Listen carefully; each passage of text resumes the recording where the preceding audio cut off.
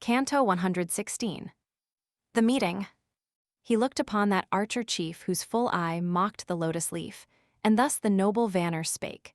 Now meet the queen for whose dear sake thy mighty task was first begun, and now the glorious fruit is won. O'erwhelmed with woe thy lady lies, the hot tears streaming from her eyes. And still the queen must long and pine, until those eyes be turned to thine. But Rama stood in pensive mood, and gathering tears his eyes bedewed. His sad look sought the ground. He sighed, and thus to King Vibhish, a letter 1E47 cried. Let Sítá bathe, and tire her head, and hither to my sight be led in raiment sweet with precious scent, and gay with golden ornament. The Rakshas king his palace sought, and Sítá from her bower was brought. Then Rakshas bearers tall and strong, selected from the menial throng, through Lanka's gate the queen, arrayed in glorious robes and gems, conveyed. Concealed behind the silken screen, swift to the plain they bore the queen while Vanners, close on every side, with eager looks the litter eyed.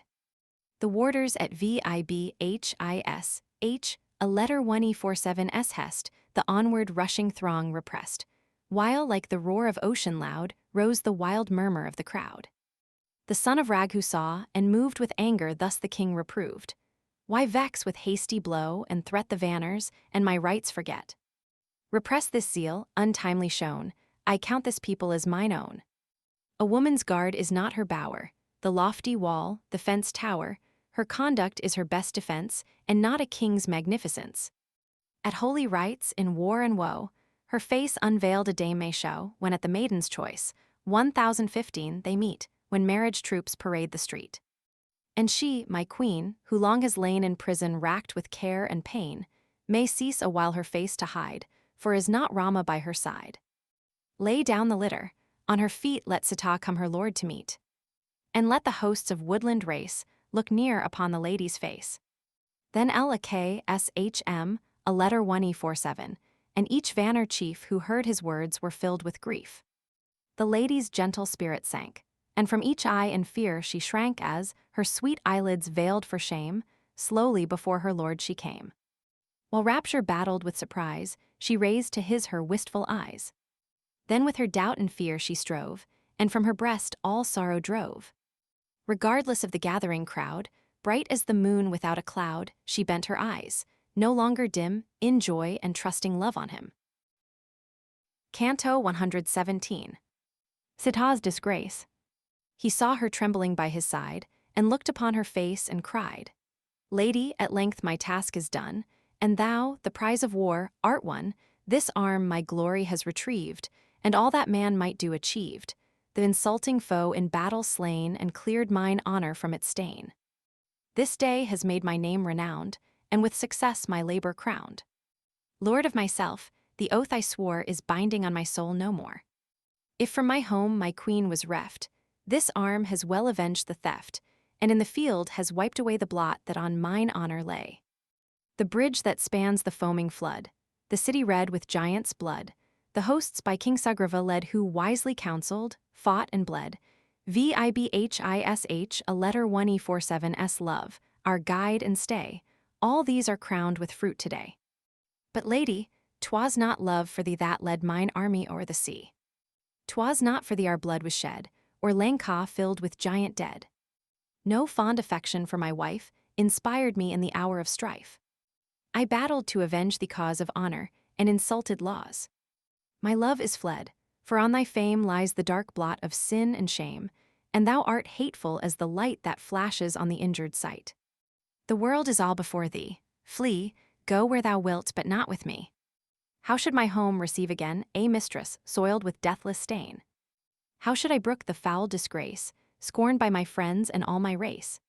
For Rav, a letter 1E47 bore thee through the sky, and fixed on thine his evil eye. About thy waist his arms he threw, close to his breast his captive drew, and kept thee, vassal of his power, an inmate of his lady's bower. Canto 118. Sítá's reply. Struck down with overwhelming shame, she shrank within her trembling frame. Each word of Rama's like a dart had pierced the lady to the heart, and from her sweet eyes, unrestrained the torrent of her sorrows, rained. Her weeping eyes at length she dried, and thus mid-choking sobs replied, "Canst thou, a high-born prince, dismiss a high-born dame with speech like this? Such words befit the meanest hind, not princely birth and generous mind. By all my virtuous life I swear I am not what thy words declare. If some are faithless, wilt thou find no love and truth in womankind? Doubt others if thou wilt, but own the truth which all my life has shown. If, when the giant seized his prey, within his hated arms I lay, and felt the grasp I dreaded, blame fate and the robber, not thy dame. What could a helpless woman do? My heart was mine and still was true. Why, when Hanuman sent by thee sought Lanka's town across the sea, couldst thou not give, O Lord of men, thy sentence of rejection then? Then in the presence of the chief death, ready death, had brought relief, nor had I nursed in woe and pain this lingering life, alas, in vain. Then hadst thou shunned the fruitless strife, nor jeopardied thy noble life, but spared thy friends and bold allies their vain and weary enterprise. Is all forgotten all? My birth named Janak's child, from fostering earth. That day of triumph, when a maid my trembling hand in thine I laid. My meek obedience to thy will, my faithful love through joy and ill, that never failed at duty's call. O King, is all forgotten all? To Lakshman a letter 147, then she turned and spoke while sobs and sighs her utterance broke. Sumitra's son, a pile prepare, my refuge in my dark despair. I will not live to bear this weight of shame, forlorn and desolate. The kindled fire my woes shall end, and be my best and surest friend. His mournful eyes the hero raised and wistfully on Rama gazed, in whose stern look no ruth was seen, no mercy for the weeping queen. No chieftain dared to meet those eyes to pray, to question or advise. The word was passed, the wood was piled, and fain to die stood Janak's child. She slowly paced around her lord, the gods with reverent act adored, then raising suppliant hands, the dame prayed humbly to the Lord of Flame. As this fond heart by virtue swayed from Raghu's son has never strayed, so, universal witness, fire protect my body on the pyre, as Raghu's son has idly laid this charge on Sítá, hear and aid. She ceased, and fearless to the last within the flames wild fury passed. Then rose a piercing cry from all dames, children, men, who saw her fall adorned with gems and gay attire beneath the fury of the fire. Canto 119. Glory to Vishnu. The shrill cry pierced through Rama's ears, and his sad eyes o'erflowed with tears, when lo, transported through the sky a glorious band of gods was nigh. Ancestral shades, 1016, by men revered in venerable state appeared, and he from whom all riches flow, 1017, and Yama Lord who reigns below. King Indra, 1000-eyed, and he who wields the scepter of the sea. 1018, the god who shows the blazoned bull, 1019, and Brahma Lord most bountiful by whose command the worlds were made, all these on radiant cars conveyed, brighter than sunbeams, sought the place where stood the prince of Raghu's race, and from their glittering seats the best of blessed gods the chief addressed. Couldst thou, the Lord of all, couldst thou, creator of the worlds, allow thy queen, thy spouse to brave the fire and give her body to the pyre? Dost thou not yet, supremely wise, thy heavenly nature recognize? They ceased, and Rama thus began, I deem myself a mortal man. Of old Ikshvaku's line, I spring from Dasaratha Kosal's king. He ceased, and Brahma's self replied, O cast the idle thought aside. Thou art the Lord Nari, a letter 147, thou the God to whom all creatures bow. Thou art the Savior God who wore of old the semblance of a boar, thou he whose discus overthrows all present, past, and future foes. Thou Brahma, that whose days extend without beginning, growth, or end, the God, who bears the bow of horn, whom four majestic arms adorn, thou art the God who rules the sense and sways with gentle influence. Thou all-pervading Vish letter 147 you Lord who wears the ever-conquering sword. Thou art the guide who leads aright, thou Krish letter 147 of unequaled might. Thy hand, O Lord, the hills and plains, and earth with all her life sustains. Thou wilt appear in serpent form when sinks the earth in fire and storm. Queen Sítá of the lovely brows, is Lakshmi thy celestial spouse. To free the worlds from Rav, a letter 147, thou wouldst take the form thou wearest now. Rejoice, the mighty task is done, rejoice, thou great and glorious one. The tyrant, slain, thy labors end a triumphant now to heaven ascend. High bliss awaits the devotee who clings in loving faith to thee, who celebrates with solemn praise the Lord of ne'er beginning days. On earth below, in heaven above great joy shall crown his faith and love. And he who loves the tale divine which tells each glorious deed of thine through life's fair course shall never know the fierce assault of pain and woe. Canto 120. Sítá restored. Thus spoke the self-existent sire. Then swiftly from the blazing pyre the circling flames were backward rolled, and, raising in his gentle hold alive unharmed the Maithil dame, the Lord of Fire embodied came. Fair as the morning was her sheen, and gold and gems adorned the queen. Her form in crimson robes arrayed, her hair was bound in glossy braid. Her wreath was fresh and sweet of scent, undimmed was every ornament. Then, standing close to Ráma aside, the universal witness cried, "From every blot and blemish free, thy faithful queen returns to thee. In word or deed, in look or mind her heart from thee has ne'er declined. By force the giant bore away from thy lone, caught his helpless prey, and in his bowers securely kept, she still has longed for thee and wept." With soft temptation, bribe and threat, he bade the dame her love forget, but nobly faithful to her lord, her soul the giant's suit abhorred. "Receive, O king, thy queen again, pure, ever pure from spot and stain." Still stood the king in thoughtful mood, and tears of joy his eyes bedewed. Then to the best of gods, the best of warrior chiefs his mind expressed. "'Twas meet that mid the thousands here the searching fire my queen should clear, for long within the giant's bower she dwelt the vassal of his power. For else had many a slanderous tongue reproaches on mine honor flung, and scorned the king who, love impelled, his consort from the proof withheld. No doubt had I, but surely knew that Janak's child was pure and true, that, come what might, in good and ill her faithful heart was with me still. I knew that Rav a letter 147 could not wrong my queen, whom virtue made so strong.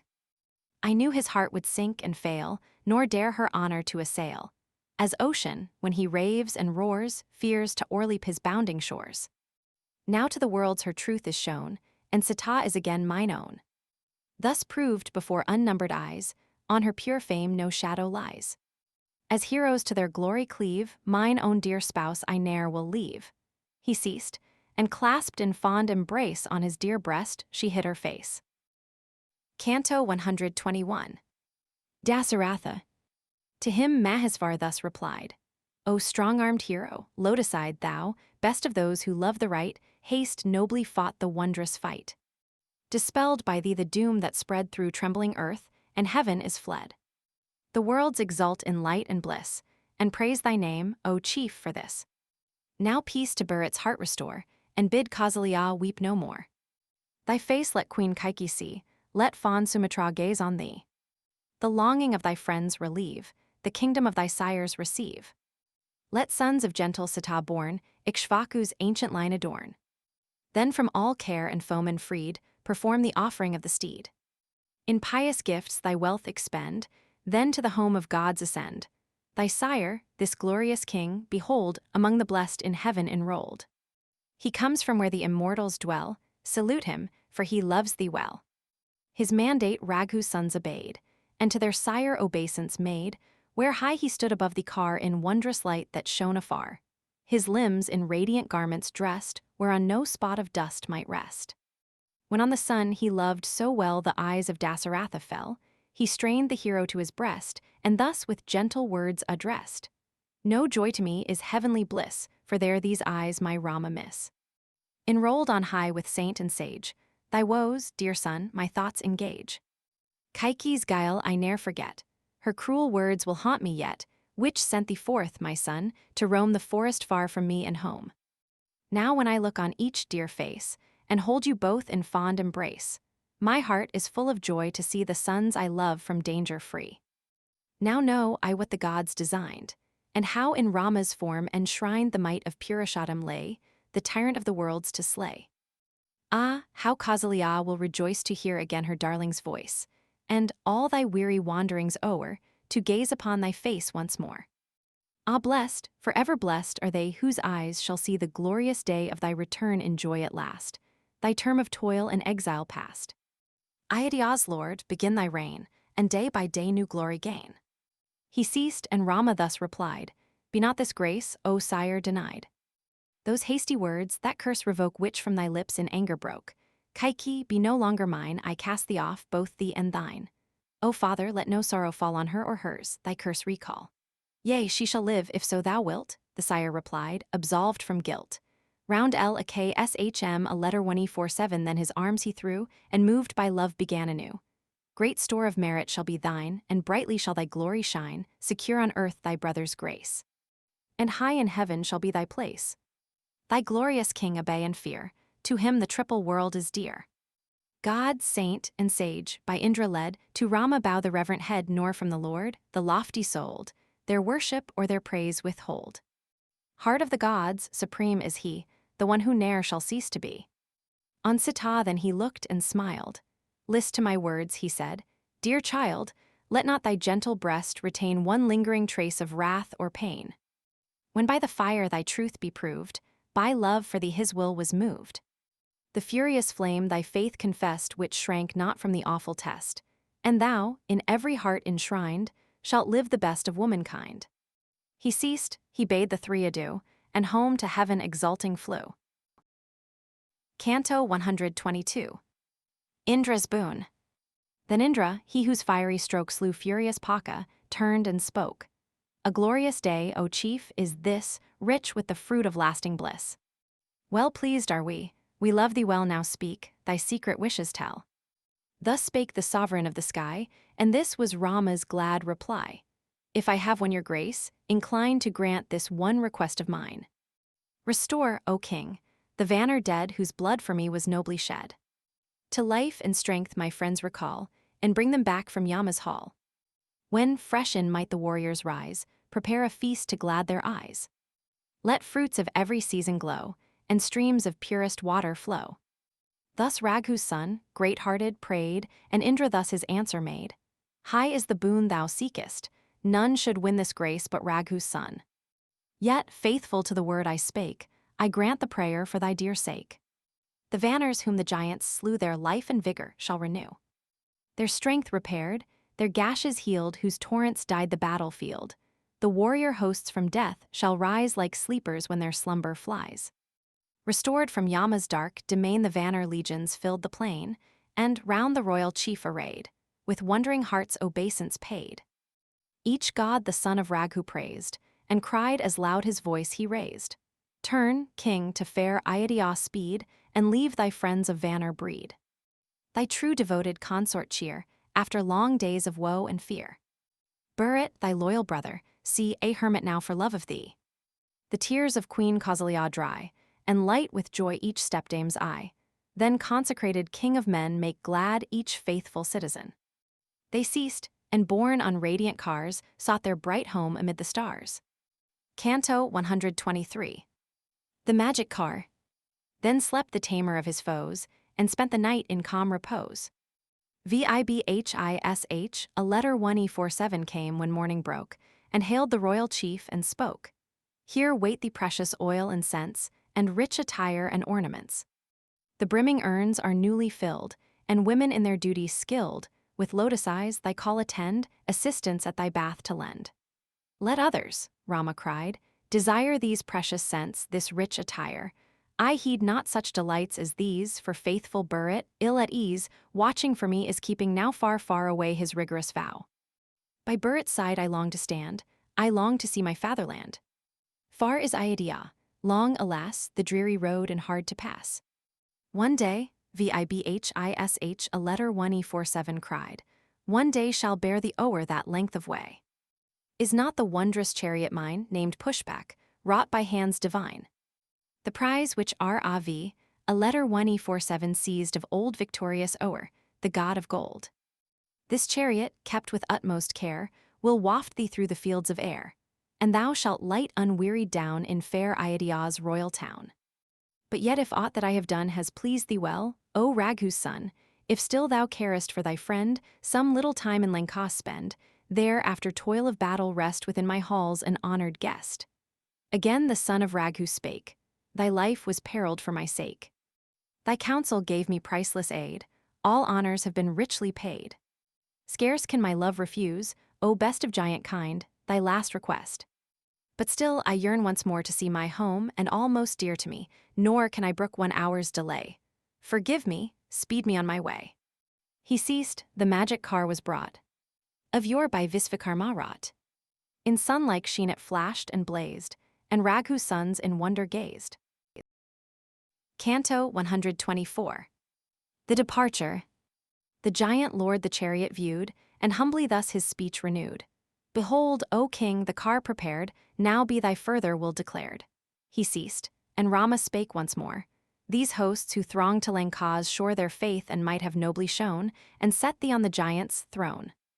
Let pearls and gems and gold repay the feats of many a desperate day, that all may go triumphant hence proud of their noble recompense. Vibhish, a letter 1E47, ready at his call, with gold and gems enrich them all. Then Rama clomb the glorious car, that shone like day's resplendent star. There in his lap, he held his dame, veiling her eyes in modest shame. Beside him Lakshman, a letter 1E47 took his stand, whose mighty bow still armed his hand. O King Vibhish, a letter 1E47, Rama cried. O Vanner chiefs, so long allied, my comrades till the foeman fell, list, for I speak a long farewell. The task, in doubt and fear begun, with your good aid is nobly done. Leave Lanka's shore, your steps retrace, brave warriors of the Vanner race. Thou, King Sugriva, true, through all, to friendship's bond and duties call, seek far Kishkantha with thy train, and o'er thy realm in glory reign. Farewell, Vibhish, a letter 1E47. Lanka's throne won by our arms is now thine own. Thou, mighty lord, hast naught to dread from heavenly gods by Indra led. My last farewell, Zero King, receive, for Lanka's I'll this hour I leave. Loud rose their cry in answer. We, O Raghu's son, would go with thee. With thee delighted would we stray where sweet Ayodhya's groves are gay. Then, in the joyous synod view king-making balm, thy brows bedew, our homage to Kausalya pay, and hasten on our homeward way. Their prayer the son of Raghu heard, and spoke, his heart with rapture stirred. Sugriva, O my faithful friend, Vibhish, a letter 1E47, and ye chiefs, ascend. A joy beyond all joys the best will fill my overflowing breast. If girt by you, O noble band, I seek again my native land. With Vanner lords in danger tried Sugriva sprang to Rama's side, and girt by chiefs of giant kind Vibhishan's step was close behind. Swift through the air, as Rama chose, the wondrous car from earth arose, and decked with swans and silver wings, bore through the clouds its freight of kings. Canto 125. The Return. Then Rama, speeding through the skies, bent on the earth his eager eyes. Look, Sítá, see, divinely planned and built by Visvakarma's hand. Lanka, the lovely city, rest enthroned on Mount Triku, acute letter 1E60, a S-crest, behold those fields, ensanguined yet, where Vanner hosts and giants met. There, vainly screened by charm and spell, the robber Ravan fought and fell. There knelt Mandodari, 1021, and shed her tears in floods for Ravan dead. And every dame who loved him sent from her sad heart her wild lament. There gleams the margin of the deep, where, worn with toil, we sank to sleep. Look, love, the unconquered sea behold, King Varu letter 1E47's home, ordained of old, whose boundless waters roar and swell rich with their store of pearl and shell. O see, the morning sun is bright on fair Hir, a letter 1E47y a Nabhas, 1022, height, who rose from ocean's sheltering breast that Hanuman might stay and rest. There stretches, famed forevermore, the wondrous bridge from shore to shore. The worlds, to life's remotest day, due reverence to the work shall pay, which holier for the lapse of time shall give release from sin and crime. Now thither bend, dear love, thine eyes where green with groves Kishkantha lies, the seat of King Sugriva's reign, where Bali by this hand was slain. 1023, there Rishiamuka's hill behold bright gleaming with embedded gold. There too my wandering foot I set, there King Sugriva first I met. And, where yon trees their branches wave, my promise of assistance gave. There, flushed with lilies, Pampa shines with banks which greenest foliage lines, where melancholy steps I bent, and mourned thee with a mad lament. There fierce Kabantha, spreading wide his giant arms, in battle died. Turn, Sítá, turn thine eyes and see in Janasthan that glorious tree. There Rav a letter 147. Lord of giants slew our friend J a letter 160, Ayus brave and true, thy champion in the hopeless strife, who gave for thee his noble life. Now mark that glade amid the trees, where once we lived as devotees. See our leafy cot between those waving boughs of densest green, where Rav a letter 147 seized his prize, and stole my love the darling of my soul. Oh, look again. Beneath thee gleams Godavari the best of streams, whose lucid waters sweetly glide by lilies that adorn her side. There dwelt Agastya, holy sage, in plant-sheltered hermitage. See Sarabhanga's humble shed which sovereign Indra visited. See where the gentle hermits dwell neath Atri's rule, who loved us well, where once thine eyes were blessed to see his sainted dame who talked with thee. Now rest thine eyes with new delight on Chitr a Ku acute letter 160, a S woody height. See Jumna flashing in the sun through groves of brilliant foliage run, screened by the shade of spreading boughs. There Bharadvaja keeps his vows, there Ganga, river of the skies, rolls the sweet wave that purifies. There Sringavara's towers ascend where Guha reigns, mine ancient friend. I see thy glittering spires, Ayodhyá, city of my sires. Bow down thy head, my sweet our home, our long-lost home to greet. Canto 126. Bharat consoled. But Rama bade the chariot stay, and halting in his airy way in Bharadvaja's holy shade his homage to the hermit paid. O saint, he cried, I yearn to know my dear Ayodhya's weal and woe. Oh, tell me that the people thrive, and that the queens are yet alive. Joy gleamed in Bharadvaja's eye, who gently smiled and made reply. Thy brother, studious of thy will, is faithful and obedient still. In tangled twine he coils his hair, thy safe return is all his care. Before thy shoes he humbly bends, and to thy house and realm attends. When first these dreary years began, when first I saw the banished man, with Sítá in his hermit coat, at this sad heart compassion smote. My breast with tender pity swelled, I saw thee from thy home expelled, reft of all princely state, forlorn, a hapless wanderer travel-worn, firm in thy purpose to fulfill thy duty and thy father's will.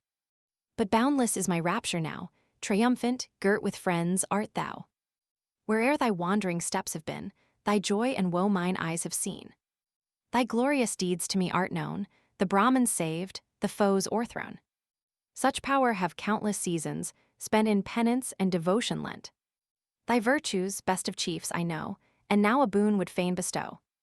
This hospitable gift, 1024, receive, then with the dawn my dwelling leave.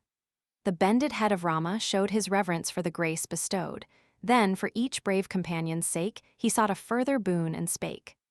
Oh, let that mighty power of thine the road to fair Ayodhyá line with trees where fruit of every hue the vanners, eye and taste may woo, and flowers of every season, sweet with stores of honeyed juice, may meet. The hero ceased. The hermit bent his reverend head in glad assent, and swift, as Bharadvaja willed, the prayer of Rama was fulfilled. For many a league, the lengthening road trees thick with fruit and blossom, showed with luscious beauty to entice the taste like trees of paradise. The vanners passed beneath the shade of that delightful colonnade, still tasting with unbounded glee the treasures of each wondrous tree. Canto 127. Rama's message. But Rama, when he first looked down and saw afar Ayodhya's town, had called Hanuman to his side, the chief on whom his heart relied, and said, Brave Vanner, good at need, haste onward to Ayodhya speed, and learn, I pray, if all be well with those who in the palace dwell. But as thou speedest on thy way a while, at Sringavara stay. Tell Guha the Nishada's lord, that victor, with my queen restored, in health and strength with many a friend homeward again my steps I bend. Thence, by the road that he will show on to Ayodhya swiftly go. There with my love my brother greet, and all our wondrous tale repeat. Say that victorious in the strife, I come with Lakshman, a letter 1E47, and my wife. Then mark with keenest eye each trace of joy or grief on Bharat's face. Be all his gestures closely viewed, each change of look and attitude. Where breathes the man who will not cling to all that glorifies a king?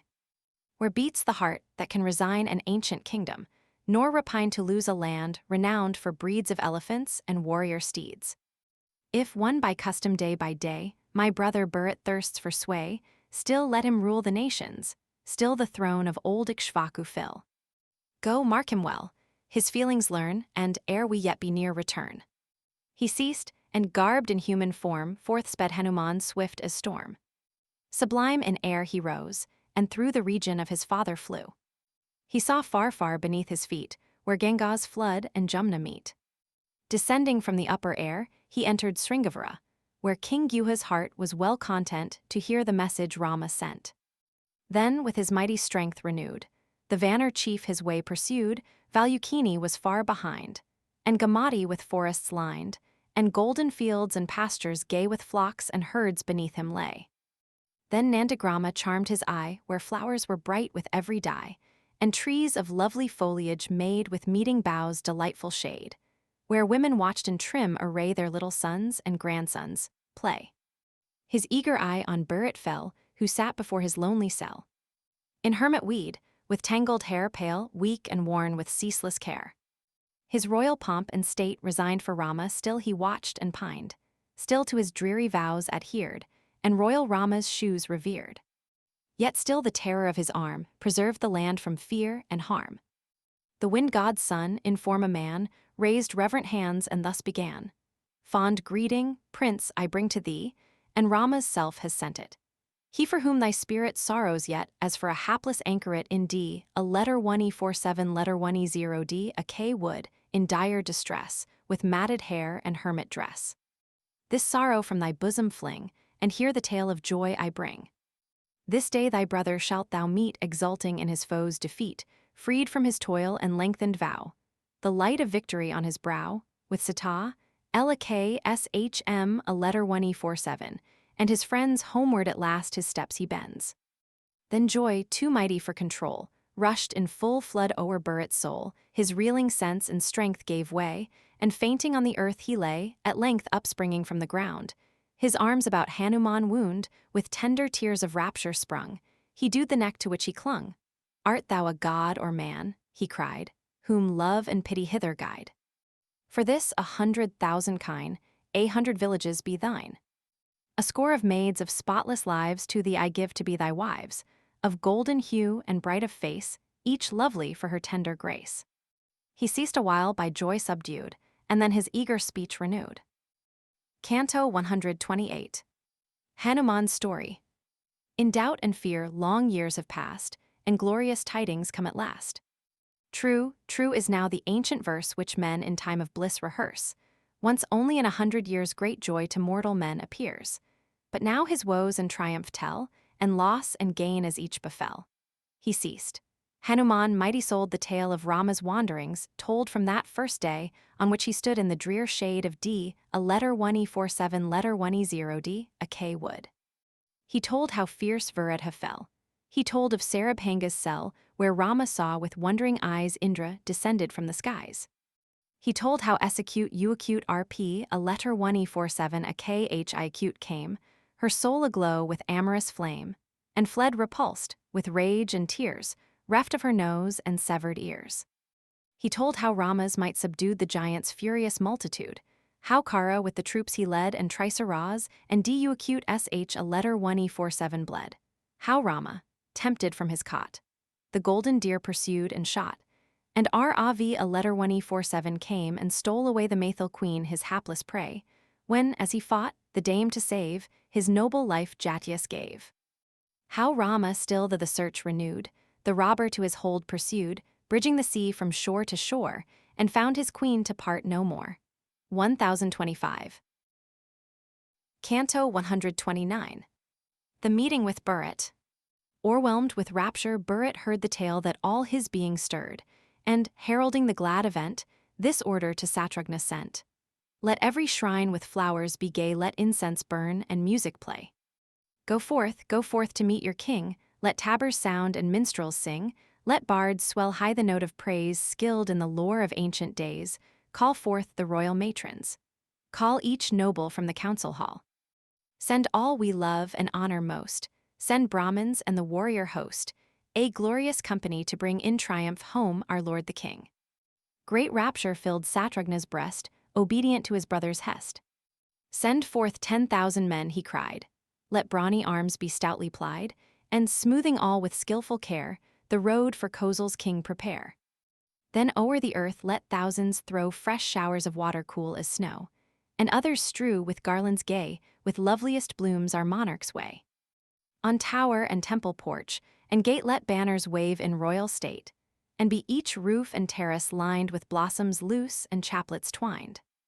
The nobles hasting forth fulfilled his order as Satrugna willed. Sublime on elephants they rode, whose gilded girths with jewels glowed. Attended close by thousands more gay with the gear, and flags they bore. 1,000 chiefs their steeds bestrode, their glittering cars 1,000 showed. And countless hosts in rich array pursued on foot their eager way. Veiled from the air, with silken screens and litters, rode the widowed queens. Kausalya first, acknowledged head and sovereign of the household, led. Sumitra next, and after, dames of lower rank and humbler names. Then compassed by a white-robed throng of Brahmins, heralded with song, with shouts of joy from countless throats, and shells and tambours, mingled notes, and drums resounding long and loud, exulting Bharat joined the crowd. Still on his head, well-trained in lore of duty, Rama's shoes he bore. The moon-white canopy was spread with flowery twine and garlanded, and jeweled cherries, meet to hold o'er Rama's brow, shone bright with gold, though Nandagrama's town they neared. Of Rama yet no sign appeared. Then Bharat called the Vanner chief and questioned thus in doubt and grief. Hast thou uncertain, like thy kind, a sweet delusive guile designed? Where is royal Rama? Show the hero, victor of the foe. I gaze, but see no Vanner still who wear each varied shape at will. In eager love thus Bharat cried, and thus the wind god's son replied. Look, Bharat, on those laden trees that murmur with the song of bees, for Rama's sake the saint has made untimely fruits, unwanted shade. Such power in ages long ago could Indra's gracious boon bestow. Oh, hear the Vanners' voices, hear the shouting which proclaims them near. E'en now about to cross they seem sweet Gamati's delightful stream. I see the car designed by Brahma's own creative mind, the car which, radiant as the moon, moves at the will by Brahma's boon, the car which once was Ravan's pride, the victor's spoil when Ravan died. Look, there are Raghu's sons, between the brothers stands the rescued queen. There is Vibhish, a letter 1E47 full in view, Sugriva and his retinue. He ceased, then rapture loosed each tongue, from men and dames, from old and young, one universal cry, Tease he, tease Rama, smote the sky. All lighted down with eager speed from elephant and car and steed, and every joyful eye intent on Rama's moonbright face was bent. Entranced a moment, Bharat gazed, then reverential hands he raised, and on his brother humbly pressed the honors due to welcome guest. Then Bharat clomb the car to greet his king and bowed him at his feet, till Rama raised him face to face and held him in a close embrace. Then Lakshman, a letter 1E47, and the Maithil dame he greeted as he spoke his name. 1026 he greeted next, supreme in place, the sovereign of the Vanner race and Jambavan and Bali's son, and lords and chiefs, omitting none. 1027, Sugriva to his heart he pressed, and thus with grateful words addressed, 4 brothers, Vanner king, were we, and now we boast a 5th in thee. By kindly acts a friend we know, offense and wrong proclaim the foe. To King Vibhish, a letter 1E47 then he spake, Well hast thou fought for Rama's sake. Nor was the brave Satrugna slow his reverential love to show to both his brothers, as was meet, and venerate the lady's feet. Then Rama to his mother came, saw her pale cheek and wasted frame, with gentle words her heart consoled, and clasped her feet with loving hold.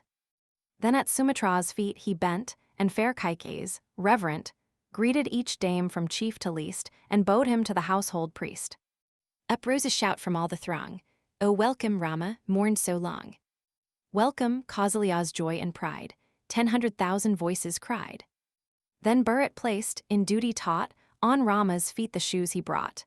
My king, he cried, receive again the pledge preserved through years of pain, the rule and lordship of the land entrusted to my weaker hand. No more I sigh o'er sorrows past. My birth and life are blessed at last in the glad sight this day has shown, when Rama comes to rule his own. He ceased, the faithful love that moved the prince's soul each heart approved, nor could the Vanner chiefs refrain from tender tears that fell like rain. Then Rama, stirred with joy anew, his arms about his brother threw, and to the grove his course he bent where Bharat's hermit days were spent. Alighting in that pure retreat, he pressed the earth with eager feet. Then, at his hest, the car rose high and sailing through the northern sky, sped homeward to the Lord of Gold who owned the wondrous prize of old. 1028. Canto 130. The Consecration. Then, reverent hand to hand applied, thus Bharat to his brother cried, Thy realm, O king, is now restored, uninjured to the rightful lord. This feeble arm with toil and pain, the weighty charge could scarce sustain. And the great burthen well-nigh broke the neck untrained to bear the yoke. The royal swan outspeeds the crow. The steed is swift, the mule is slow, nor can my feeble feet be led o'er the rough ways where thine should tread. Now grant what all thy subjects ask. Begin, O king, thy royal task. Now let our longing eyes behold the glorious rite ordained of old, and on the new-found monarch's head let consecrating drops be shed. He ceased, victorious Rama bent his head in token of assent. He sat, and tonsors trimmed with care his tangles of neglected hair then, duly bathed, the hero shone with all his splendid raiment on. And Sítá with the matrons, aid her limbs in shining robes arrayed. Sumantra then, the charioteer, drew, ordered by Satrugna near, and stayed within the hermit grove the chariot and the steeds he drove. Therein Sugriva's consorts, graced with gems, and Rama's queen were placed, all fain Ayodhyá to behold, and swift away the chariot rolled. Like Indra lord of thousand eyes, drawn by fleet lions through the skies. Thus radiant in his glory showed King Rama as he homeward rode, in power and might unparalleled. The reins the hand of Bharat held. Above the peerless victors had the snow-white shade Satrugna spread, and Lakshman, a letter 1E47S, ever ready hand his forehead with a chowry fanned. Vibhish, a letter 1E47 close to Lakshman, a letter 1E47S side, sharing his task a chowry plied. Sugriva on Satranjay came, an elephant of hugest frame, 9,000 others bore, behind, the chieftains of the Vanner kind all gay, in forms of human mold, with rich attire and gems and gold. Thus borne along in royal state King Rama reached Ayodhya's gate with merry noise of shells and drums and joyful shouts. He comes, a Brahmin host with solemn tread, and kind the long procession led, and happy maids in ordered bands threw grain and gold with liberal hands. 'Neath gorgeous flags that waved in rows on towers and roofs and porticos. Mid merry crowds, who sang and cheered the palace of the king they neared. Then Raghu's son to Bharat, best of duty's slaves, these words addressed, pass onward to the monarch's hall. The high-souled Vanners with thee call, and let the chieftains, as is meet, the widows of our father greet. And to the Vanner king assign those chambers, best of all, which shine with lazulite and pearl inlaid, and pleasant grounds with flowers and shade. He ceased, and Bharat bent his head, Sugriva by the hand he led and passed within the palace where stood couches which Satrugna's care, with robes and hangings richly dyed, and burning lamps, had seen supplied. Then Bharat spake, I pray thee, friend, thy speedy messengers to send each sacred requisite to bring that we may consecrate our king. Sugriva raised 4 urns of gold, the water for the right to hold, and bade 4 swiftest Vanners flee and fill them from each distant sea. Then east and west and south, and north the Vanner envoys hastened forth. Each in swift flight an ocean sought, and back through air his treasure brought, and full 500 floods beside pure water for the king supplied. Then girt by many a Brahmin sage execute ish letter 1E60H, chief for reverend age, high on a throne with jewels graced King Rama and his Sítá placed. Thereby Jabali, far revered, Vijay and Kasyap's son appeared by Gautam's side Katvayan stood, and Vamadeva wise and good, whose holy hands in order shed the pure sweet drops on Rama's head. Then priests and maids and warriors, all approaching at V.A.S. acute, ISH letter 1E60 H.A.S. call, with sacred drops bedewed their king, the center of a joyous ring, the guardians of the worlds, on high, and all the children of the sky from herbs wherewith their hands were filled rare juices on his brow distilled. His brows were bound with glistering gold which Manu's self had worn of old, bright with the flash of many a gem, his sire's ancestral diadem. Satrugna lent his willing aid, and o'er him held the regal shade. The monarchs whom his arm had saved the choueries round his forehead waved. A golden chain that flashed and glowed with gems the god of wind bestowed. Mahendra gave a glorious string of fairest pearls to deck the king. The skies with acclamation rang, the gay nymphs danced, the minstrels sang. On that blessed day, the joyful plain was clothed anew with golden grain. The trees the witching influence knew, and bent with fruits of loveliest hue, and Rama's consecration lent new sweetness to each floweret scent. The monarch, joy of Raghu's line, gave largest to the Brahmins, kine and steeds unnumbered, wealth untold of robes and pearls and gems and gold. A jeweled chain, whose luster passed the glory of the sun, he cast about his friend Sugrava's neck, and, Anged Bali's son to deck, he gave a pair of armlets bright with diamond and lazulite. A string of pearls of matchless hue which gleams like tender moonlight through, adorned with gems of brightest sheen, he gave to grace his darling queen. The offering from his hand received a moment on her bosom heaved, then from her neck the chain she drew, a glance on all the vanners threw, and wistful eyes on Rama bent, as still she held the ornament. Her wish he knew, and made reply to that mute question of her eye. Yea, love, the chain on him bestow whose wisdom, truth, and might we know, the firm ally, the faithful friend through toil and peril to the end. Then on Hanuman's bosom hung the chain which Sita's hand had flung, so may a cloud, when winds are still with moonlit silver gird a hill. To every vanner Rama gave rich treasures from the mine and wave. And with their honors, well content, homeward their steps the chieftains bent. 10,000 years Ayodhyá, blessed with Rama's rule, had peace and rest. No widow mourned her murdered mate, no house was ever desolate. The happy land no murrain knew, the flocks and herds increased and grew. The earth her kindly fruits supplied, no harvest failed, no children died. Unknown were want, disease, and crime, so calm, so happy was the time. 1029. Other of the Titanic R.A.V. a letter 1E47, named from the size of his ears, which could contain a kumbha or large water jar, had such an appetite that he used to consume 6 months' provisions in a single day. Brahma, to relieve the alarm of the world, which had begun to entertain serious apprehensions of being eaten up, decreed that the giant should sleep 6 months at a time and wake for only 1 day during which he might consume his 6 months. Allowance without trespassing unduly on the reproductive capabilities of the scenes front the Rámáyan. p. 153, second edit. Page 257. Like Siva, when his angry might stayed Daksha's sacrificial rite. The following spirited version of this old story is from the pen of Mr. W. Waterfield. This is a favorite subject of Hindu sculpture, especially on the temples of Shiva, such as the caves of Elephanta and Ellora.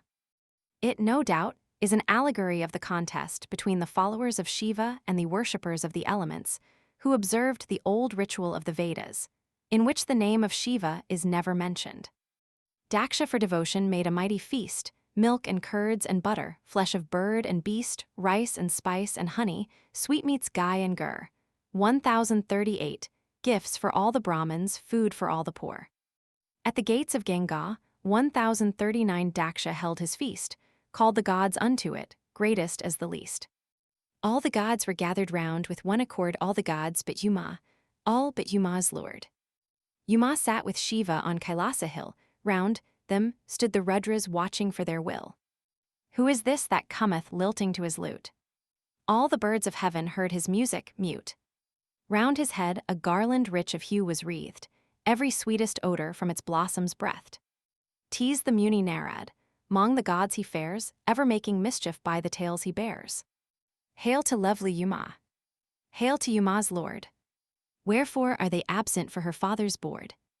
Multiplied his merits would be truly thrice, could he gain your favor for his sacrifice.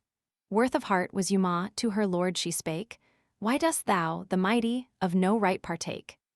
Straight I speed to Daksha such a sight to see, if he be my father, he must welcome thee. Wondrous was in glory Daksha's holy right, never had creation viewed so brave a sight. Gods and nymphs find fathers, sages, Brahmins, sprites, every diverge creature wrought that right of rights. Quickly then a quaking fell on all from far, Yuma stood among them on her lion car. Greeting, gods and sages, greeting, father mine. Work hath wondrous virtue, where such aids combine. Guest hall never gathered goodlier company, seemeth all are welcome.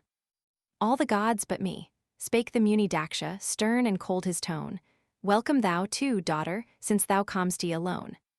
But thy frenzied husband suits another shrine, he is no partaker of this feast of mine. He who walks in darkness loves no deeds of light, he who herds with demons shuns each kindly sprite. Let him wander naked, wizard weapons wield, dance his frantic measure round the funeral field. Art thou yet delighted with the reeking hide, body smeared with ashes? Skulls in necklace tied.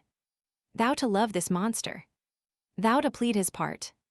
Know the moon and Ganga share that faithless heart, vainly art thou vying with thy rival's charms. Are not coils of serpents softer than thine arms? Words like these from Daksha's daughter heard, then a sudden passion all her bosom stirred. Eyes with fury flashing. Speechless in her ire, headlong did she hurl her, mid the holy fire. Then a trembling terror overcame each one, and their minds were troubled like a darkened sun, and a cruel vision, face of lurid flame, Yuma's wrath incarnate from the altar came.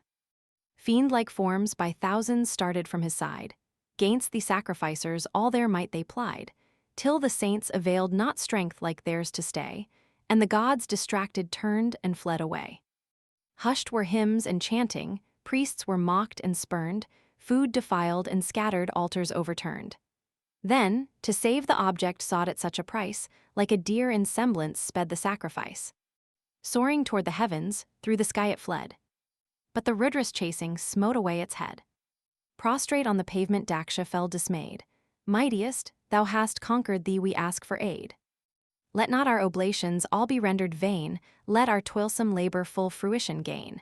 Bright the broken altars shone with Shiva's form, be it so? His blessing soothed that frantic storm. Soon his anger ceases, though it soon arise, but the deer's head ever blazes in the skies. Indian Ballads and Other Poems. Page 286. Urvasi. The personification of Urvasi herself is as thin as that of Yos or Selerner. Her name is often found in the Veda as a mere name for the morning, and in the plural number it is used to denote the dawns which passing over men bring them to old age and death. Urvasi is the bright flush of light overspreading the heaven before the sun rises, and is but another form of the many mythical beings of Greek mythology whose names take us back to the same idea or the same root.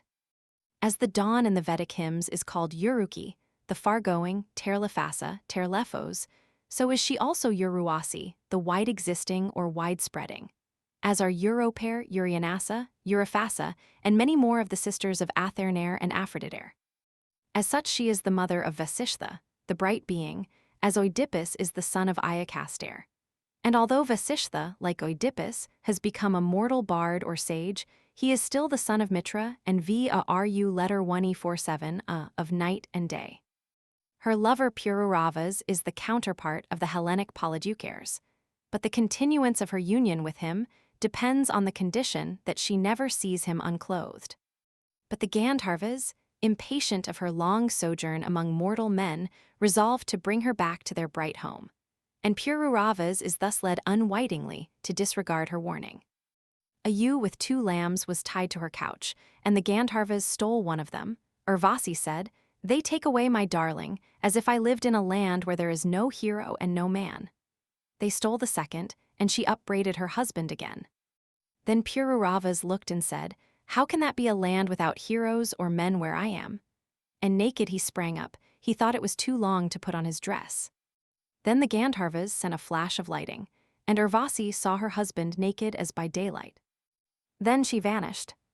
"I come back," she said, and went. Then he bewailed his vanished love in bitter grief. Her promise to return was fulfilled, but for a moment only, at the Lotos Lake, and Pururavas in vain beseeches her to tarry longer. "What shall I do with thy speech?" is the answer of Urvasi. "I am gone like the first of the dawns. Pururavas, go home again. I am hard to be caught like the winds." Her lover is in utter despair, but when he lies down to die, the heart of Urvasi was melted, and she bids him come to her on the last night of the year. On that night only he might be with her, but a son should be born to him. On that day he went up to the golden seats, and there Urvasi told him that the Gandharvas would grant him one wish, and that he must make his choice. "Choose thou for me," he said, and she answered, "Say to them, let me be one of you." Cox's Mythology of the Aryan Nations, Vol. I. p. 397. Page 324. The sovereign of the Vanner race. Vanner is one of the most frequently occurring names, by which the poem calls the monkeys of Rama's army. Among the 2 or 3 derivations of which the word Vanner is susceptible, one is that which deduces it from Vana, which signifies a wood, and thus Vanner would mean a forester, an inhabitant of the wood. I have said elsewhere that the monkeys, the Vanners, whom Rama led to the conquest of Ceylon, were fierce woodland tribes who occupied the mountainous regions of the south of India, where their descendants may still be seen. I shall henceforth promiscuously employ the word Vanner to denote those monkeys, those fierce combatants of Rama's army. Gorrsao. Page 326. No change of hue, no pose of limb gave sign that aught was false in him. Concise, unfaltering, sweet and clear, without a word to pain the ear from chest to throat, nor high nor low, his accents came in measured flow. Somewhat similarly in the Squire's Tale. He with a manly voice said his message, after the form used in his language, without vice of syllable or of letter. And for his tala, should I seem the better accordant to his word as was his cheer, as teacheth art of speech them that it lear. Page 329. Rama's alliance with Sugriva. The literal interpretation of this portion of the Ramayana is indeed deeply rooted in the mind of the Hindu. He implicitly believes that Rama is Vishnu, who became incarnate for the purpose of destroying the demon Ravana, that he permitted his wife to be captured by Ravana for the sake of delivering the gods and Brahmins from the oppressions of the Rakshasa, and that he ultimately assembled an army of monkeys, who were the progeny of the gods, and led them against the stronghold of Ravana at Lanka, and delivered the world from the tyrant Rakshasa, whilst obtaining ample revenge for his own personal wrongs. One other point seems to demand consideration, namely, the possibility of such an alliance as that which Rama is said to have concluded with the monkeys. This possibility will of course be denied by modern critics, but still, it is interesting to trace out the circumstances which seem to have led to the acceptance of such a wild belief by the dreamy and marvel-loving Hindi. The south of India swarms with monkeys of curious intelligence and rare physical powers.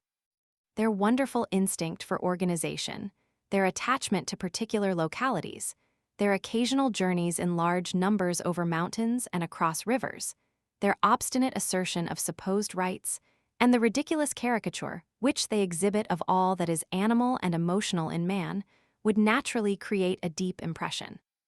Indeed, the habits of monkeys well deserve to be patiently studied, not as they appear in confinement, when much that is revolting in their nature is developed, but as they appear living in freedom amongst the trees of the forest, or in the streets of crowded cities or precincts of temples. Such a study would not fail to awaken strange ideas.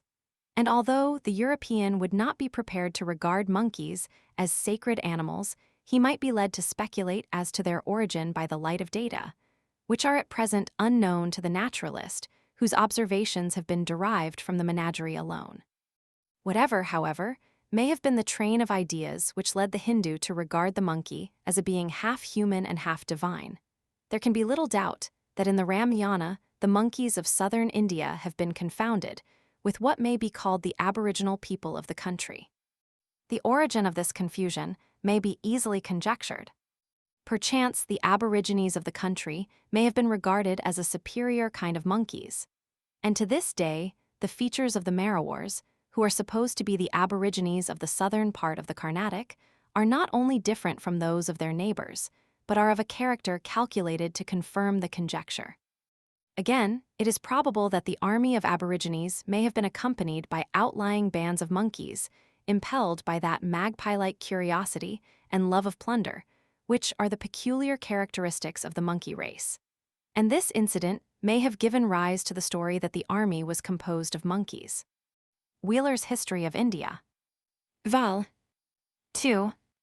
pp. 316 ff. Page 342. The Fall of Bali. As regards the narrative, it certainly seems to refer to some real event amongst the aboriginal tribes, namely, the quarrel between an elder and younger brother for the possession of a Raj, and the subsequent alliance of Rama with the younger brother. It is somewhat remarkable that Rama appears to have formed an alliance with the wrong party, for the right of Bali was evidently superior to that of Sugriva. And it is especially worthy of note that Rama compassed the death of Bali by an act contrary to all the laws of fair fighting. Again, Rama seems to have tacitly sanctioned the transfer of Tara from Bali to Sugriva, which was directly opposed to modern rule, although in conformity with the rude customs of a barbarous age. And it is remarkable that to this day, the marriage of both widows and divorced women is practiced by the Merawars, or aborigines of the southern Carnatic, contrary to the deeply rooted prejudice which exists against such unions amongst the Hindus at large. Wheeler's History of India, Vol. 2. 324. Page 370. The Vanner host. The splendid Marutas form the army of Indras, the red-haired monkeys and bears that of Ramas. And the mythical and solar nature of the monkeys and bears of the Ra circumflex, Ma circumflex, why a letter 1e47 a m manifests itself several times. The king of the monkeys is a sun god. The ancient king was named Balin and was the son of Indras. His younger brother Sugriva's, he who changes his shape at pleasure, Kamarupa's, who, helped by Rama's, usurped his throne, is said to be own child of the sun. Here it is evident that the Vedic antagonism between Indras and Vish letter 1e47 us is reproduced in a zoological and entirely apish form. The old Zeus must give way to the new, the moon to the sun, the evening to the morning sun, the sun of winter to that of spring. The young sun betrays and overthrows the old one. Rama's, who treacherously kills the old king of the monkeys, Balin, is the equivalent of Vish letter 1e47 us, who hurls his predecessor Indra's from his throne. And Sugriva's, the new king of the monkeys, resembles Indra's when he promises to find the ravished Sítá, in the same way as Vish letter 1e47 us, in one of his incarnations, finds again the lost Vedas. And there are other indications in the Ra circumflex, Ma circumflex, why a letter 1e47 a m of opposition between Indra's and the monkeys who assist Ramas. The great monkey Hanuman, of the reddish color of gold, has his jaw broken, Indra's having struck him with his thunderbolt and caused him to fall upon a mountain, because, while yet a child, he threw himself off a mountain into the air in order to arrest the course of the sun, whose rays had no effect upon him. The cloud rises from the mountain and hides the sun, which is unable of itself to disperse it. The tempest comes and brings flashes of lightning and thunderbolts, which tear the cloud in pieces. The whole legend of the monkey Hanuman represents the sun entering into the cloud or darkness and coming out of it. His father is said to be now the wind, now the elephant of the monkeys, Capicanjoras, now Kesarin, the long-haired son, the son with a mane, the lion son, whence his name of Kaikeyí acute a ri letter 1e47 a h putra. From this point of view, Hanuman would seem to be the brother of Sugriva's, who is also the offspring of the sun. All the epic monkeys of the Ra circumflex, Ma circumflex, why a letter 1e47 a m are described in the 20th canto of the first book by expressions which very closely resemble those applied in the Vedic hymns to the Marutas, as swift as the tempestuous wind, changing their shape at pleasure, making a noise like clouds, sounding like thunder, battling, hurling mountain peaks, shaking great uprooted trees, stirring up the deep waters, crushing the earth with their arms, making the clouds fall. Thus Balin comes out of the cavern as the sun out of the cloud. But the legend of the monkey Hanuman presents another curious resemblance to that of Samson. Hanuman is bound with cords by Indrajit, son of Rav, a letter 1E47as. He could easily free himself, but does not wish to do so. Rav, a letter 1E47as to put him to shame, orders his tail to be burned, because the tail is the part most prized by monkeys. The tail of Hanuman, which sets fire to the city of the monsters, is probably a personification of the rays of the morning or spring sun, which sets fire to the eastern heavens and destroys the abode of the nocturnal or winter monsters. Degbernats, Zoological Mythology Vol. 2. pp. 100 ff. The Jaitwas of Rajputana, a tribe politically reckoned as Rajputs, nevertheless trace their descent from the monkey god Hanuman, and confirm it by alleging that their princes still bear its evidence in a tail-like prolongation of the spine. A tradition which has probably a real ethnological meaning, pointing out the Jaitwas as of non-Aryan race. 1040, Tylors Primitive Culture, Vol. I. p. 341. Page 372. The names of peoples occurring in the following slokas are omitted in the metrical translation. Go to the Brahmamalas, 1041 the Vaidhas, 1042 the Malavas, 1043 the Kasikazalas, 1044 the Magadhas, 1045 the PU letter 1E47 letter 1E0DRS, 1046 and the Angas, 1047, and the land of the weavers of silk, and the land of the mines of silver, and the hills that stretch into the sea. And the towns and the hamlets that are about the top of Mandar, and the KAR letter 1E47 a PRAVAR a letter 1E47 1048, and the OSH letter 1E60H a KAR letter 1E47 a KAS, 1049, and the Gorolohamukas, 1050, and the Swiftecapadakas, 1051, and the strong imperishable eaters of men, and the Karatas, 1052, with stiff hair tufts. Men like gold and fair to look upon, and the eaters of raw fish, and the Karatas who dwell in islands, and the fierce tigermen, 1053, who live amid the waters. Page 374. Go to the Vidarbhas, 1054, and the RISH letter 1E60 IKAS, 1055, and the Mahashikas, 1056, and the Matsyas, 1057, and Kalingas, 1058, and the Kausikas, 1059.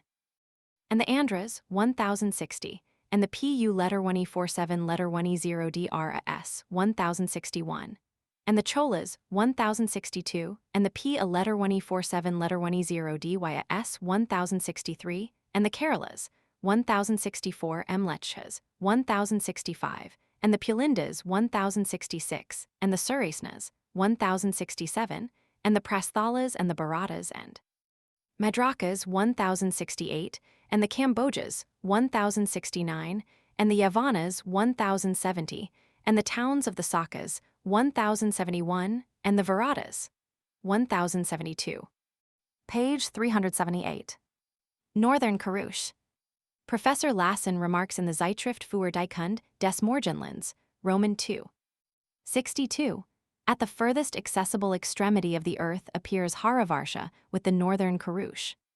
The region of Hari, or VISH letter 1E47U, belongs to the system of mythical geography, but the case is different with the Uttara Karush. Here there is a real basis of geographical fact, of which fable has only taken advantage without creating it. The Uttara Kuras were formerly quite independent of the mythical system of Dvipas, though they were included in it at an early date. Again, the same writer says at p.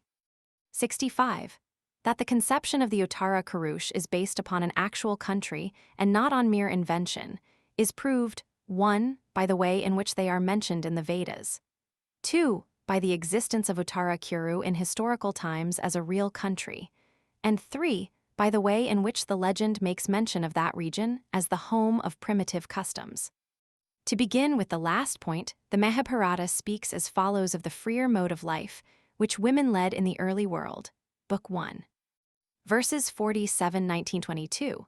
Women were formerly unconfined and roved about at their pleasure, independent. Though in their youthful innocence they abandoned their husbands, they were guilty of no offense, for such was the rule in early times. This ancient custom is even now the law for creatures born as brutes, which are free from lust and anger. This custom is supported by authority and is observed by great rishis, and it is still practiced among the northern Kurush. The idea which is here conveyed is that of the continuance in one part of the world of that original blessedness, which prevailed in the Golden Age. To afford a conception of the happy condition of the southern Kurush, it is said in another place, 1000, BH.I. 43-46. The southern Kurush vied in happiness with the northern Kurush and with the divine rishis and bards. Professor Lasson goes on to say, Ptolemy Roman 6:16 is also acquainted with Uttara Kuru. He speaks of a mountain, a people, and a city called Uttarakura. Most of the other ancient authors who elsewhere mention this name have it from him. It is a part of the country which he calls Sarika. According to him, the city lies 12 degrees west from the metropolis of Sira, and the mountain extends from thence far to the eastward. As Ptolemy has misplaced the whole of eastern Asia beyond the Ganges, the relative position which he assigns will guide us better than the absolute one, which removes Uttarakura so far to the east that a correction is inevitable. According to my opinion, the Uttarakura of Ptolemy must be sought for to the east of Kashgar. Lasson also thinks that Megasthenes had the Uttara Kurush in view when he referred to the Hyperboreans who were fabled by Indian writers to live 1,000 years. In his Indian Antiquities, Ind. Alterthamskund, I. 511-512. And note, the same writer concludes that though the passages above cited relative to the Uttara Kurush indicate a belief in the existence of a really existing country of that name in the far north, yet that the descriptions there given are to be taken as pictures of an ideal paradise, and not as founded on any recollections of the northern origin of the Kurush. It is probable, he thinks, that some such reminiscences originally existed and still survived in the Vedic era, though there is no trace of their existence in latter times. MUIRS Sanskrit Texts Vol. 2. pp. 336-337. Page 428. Trust to these mighty Vanners. The corresponding passage in the Bengal recension has these sylvans in the forms of monkeys, Vanara Kaparupana. Here it manifestly appears, says Gorizio, that these hosts of combatants whom Rama led to the conquest of Lanka, Ceylon, the kingdom and seat of the Hamitic race, and whom the poem calls monkeys, were in fact, as I have elsewhere observed, inhabitants of the mountainous and southern regions of India, who were wild-looking and not altogether unlike monkeys. They were perhaps the remote ancestors of the Malay races. Page 431. Art thou not he who slew of old the serpent gods, and stormed their hold? All these exploits of Rav a letter 1E47 are detailed in the UTT, a R a K, a letter 1E47 letter 1E0D, and epitomized in the appendix. Page 434. Within the consecrated hall, the Brahmin householder ought to maintain 3 sacred fires, the Garhapatiya, the Ahavaniya, and the D-A-K, S-H-I letter 1E47A. These 3 fires were made use of in many Brahmanical solemnities, for example in funeral rites when the 3 fires were arranged in prescribed order. Page 436. Fair Punjakasthala I met. I have not noticed in the Uttara K A letter 1E47D any story about the daughter of V a RU letter 1E47, but the commentator on the text, 660, 11, explains the allusion to her thus. The daughter of V a RU letter 1E47 was Punjakasthali. On her account, a curse of Brahma involving the penalty of death on the rape of women. MUIR, Sanskrit Texts, Part 4. Appendix. Page 452. Shall no funereal honors grace the parted lord of Raghu's race? Here are indicated those admirable rites and those funeral prayers which Professor Muller has described in his excellent work, Dai Taten Bestatung Bei Den Brahminan. Sítá laments that the body of Rama will not be honored with those rites and prayers, nor will the Brahmin priest, while laying the ashes from the pile in the bosom of the earth, pronounce over them those solemn and magnificent words. Go unto the earth, thy mother, the ample, wide, and blessed earth. And do thou, O earth, open and receive him as a friend with sweet greeting. Enfold him in thy bosom as a mother wraps her child in her robes. Gorrsayo. Page 462. Each glorious sign that stamps the future queen is mine. We read in Josephus that Caesar was so well versed in chiromancy that when one day a soi-disant son of Herod had audience of him, he at once detected the impostor, because his hand was destitute of all marks of royalty. Page 466. In battle's wild Gandharva dance. Here the commentator explains, the battle resembled the dance of the Gandharvas, in accordance with the notion of the Gandharvas entertained in his day. They were regarded as celestial musicians, enlivening with their melodies Indra's heaven and the banquets of the gods.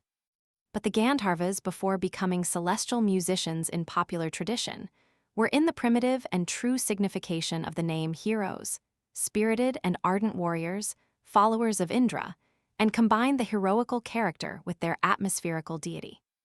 Under this aspect, the dance of the Gandharvas may be a very different thing from what the commentator means, and may signify the horrid dance of war. Gorrsayo.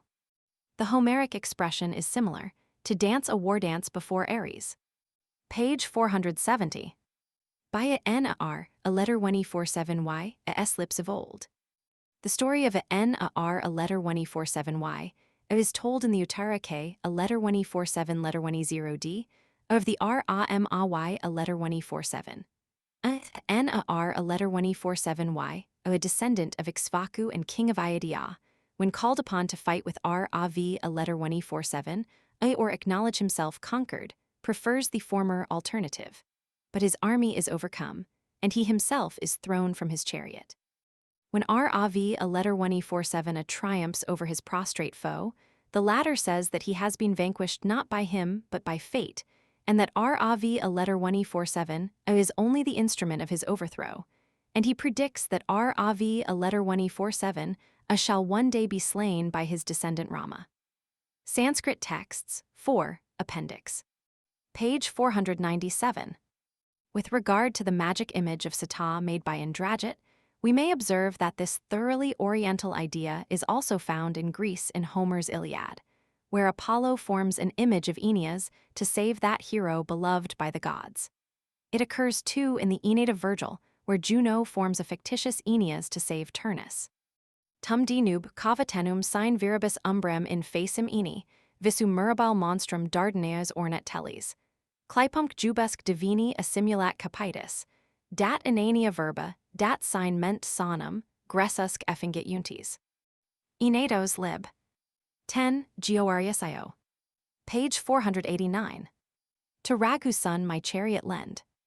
Analogous to this passage of the Ramayana, where Indra sends to Rama his own chariot, his own charioteer, and his own arms, is the passage in the Aeneid where Venus, descending from heaven, brings celestial arms to her son Aeneas when he is about to enter the battle.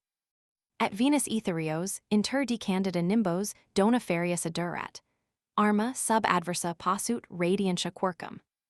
Ille de donis et tanto lidus honor, expluri nequit, ac oculus per singula volvit, muriturc, interquem manus et bracia versit terribilum Christis galem flammusque vomentum, fatiferumc ensem, loricam ex air regentum.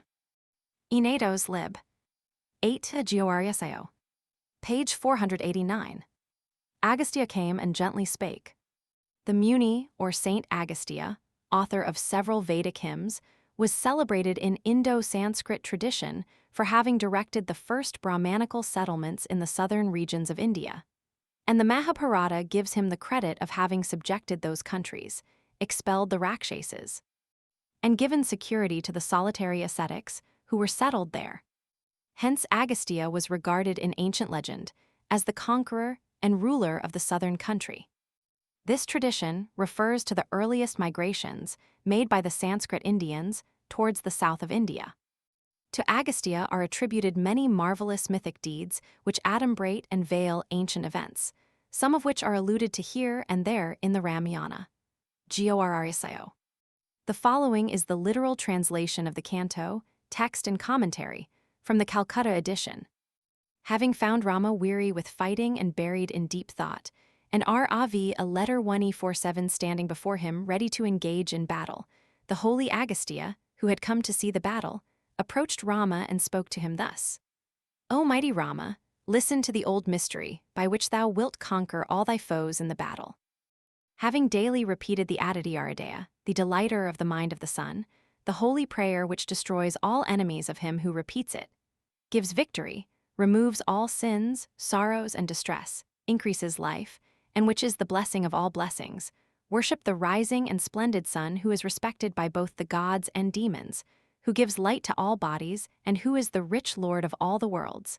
To the question why this prayer claims so great reverence, the sage answers, since yonder 1073 sun is full of glory and all gods reside in him, he being their material cause, and bestows being and the active principle on all creatures by his rays.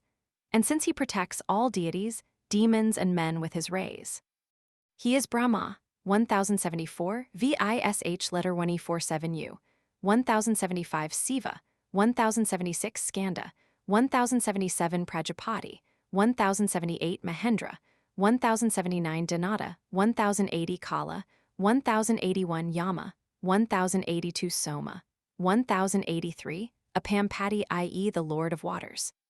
Pitris 1084 Vasus, 1085 Satyas, 1086 Isvins, 1087 Marats, 1088 Manu, 1089 Vayu, 1090 Vani, 1091 Praja, 1092 PR a letter 147 a 1093 Ridukarta, 1094 Prabhakara, 1095 Thou, 1096 Art Aditya, 1097 Savita, 1098 Surya, 1099 Kaga, 1100 Pushan, 1101 Gabhastaman, 1102 Execute U via R letter 147 a S a DRI execute, a 1103 Banu, 1104 HIR a letter 147 Y a RET a S, 1105 Divakara, 1106 Haridasva, 1107 Sahasrarkish,